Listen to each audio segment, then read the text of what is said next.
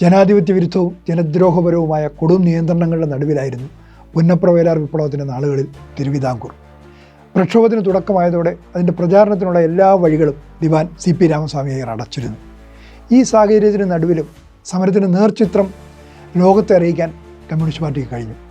മുംബൈയിൽ നിന്ന് ഇംഗ്ലീഷിൽ പുറത്തിറങ്ങിയിരുന്ന പാർട്ടി മുഖപത്രമായ പീപ്പിൾസ് ഏജ് സമരസന്ദേശം ഇരമ്പുന്ന റിപ്പോർട്ടുകളുമായി ആ ചരിത്രം എഴുതി. പുന്നപ്ര വയലാറിലെ തൊഴിലാളികളുടെ തീരോജ്വല പോരാട്ടത്തിൻ്റെ തുടക്കം പീപ്പിൾസ് ഏജ് ജനങ്ങളെ അറിയിച്ചത് ഇങ്ങനെയായിരുന്നു. പൊട്ടിത്തെറിക്കാൻ കാത്തിരിക്കുന്ന ഒരു അഗ്നിപർവ്വതമായിരുന്നു കഴിഞ്ഞ 2 മാസമായി തിരുവിതാംകൂർ. ഇപ്പോൾ അനിവാര്യമായത് സംഭവിച്ചു.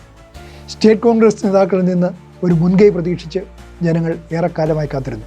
അതുണ്ടായില്ല. അവർ സ്വന്തം നിലയിൽ മുൻകൈ എടുത്തിരിക്കുന്നു. സമരത്തിന് മുന്നൊരുക്കങ്ങൾ തുടങ്ങിയപ്പോൾ മുതൽ പീപ്പിൾസ് ഏജിൽ ലേഖനങ്ങൾ വന്നു തുടങ്ങിയിരുന്നു. പോരാട്ടം തുടങ്ങിയ ശേഷവും അടിച്ചമർത്തപ്പെട്ടപ്പോഴും വിശദമായ റിപ്പോർട്ടുകൾ വന്നു. പത്രത്തെ ഒന്നിലേറെ തവണ ദിവാൻ CP നിരോധിച്ചു.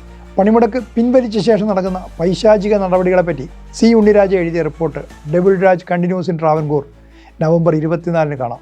പുന്നപ്രയിലെ പോരാട്ടത്തിൻ്റെ ആവേശകരവും കാവ്യാത്മകവുമായ വിവരണവുമായി പുന്നപ്ര എന്ന തലക്കെട്ടിൽ ഒരു കുറിപ്പും ആ പേജിൽ കാണാം. തിരുവിതാംകൂറിലെ ആലപ്പുഴയിൽ നിന്ന് 3 മൈൽ തെക്ക് പുന്നപ്ര എന്നൊരു ദേശമുണ്ട്.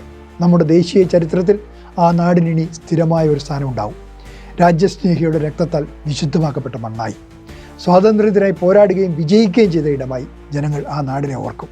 വരും തലമുറകൾ പുന്നപ്രയിലേക്ക് മാർച്ച് ചെയ്ത് പറയും, സ്വേച്ഛാധിപത്യത്തിൻ്റെ ആദ്യത്തെ ചെറിയ താവളങ്ങളിൽ ഒന്നായിരുന്നു ഇത്, അത് ജനങ്ങൾ പിടിച്ചെടുത്തു എന്ന്. അതെ, പിടിച്ചെടുത്തു. വളരെ കുറച്ച് സമയത്തേക്ക് മാത്രമായിരിക്കാം, പക്ഷേ അത് ആടി ഉലഞ്ഞു, പിടിച്ചെടുത്തു, നമ്മൾ കൈവശം വെച്ചു.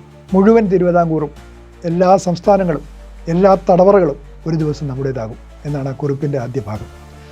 ആ കുറിപ്പിൽ പറയും പോലെ പുന്നപ്രയും വയലാറും ചരിത്രത്തിൽ വീഴ്ത്തിയത് മായാത്ത ചുവന്ന മുദ്രകളാണ്. ആ പോരാളികളുടെ നേരവകാശികൾ നയിച്ച എണ്ണമറ്റ സമരങ്ങളിലൂടെ എല്ലാ അടിച്ചമർത്തലുകളെയും അതിജീവിച്ച് ഇന്നും ഇന്ത്യക്ക് മുമ്പിൽ കേരളം തല ഉയർത്തി നിൽക്കുന്നു.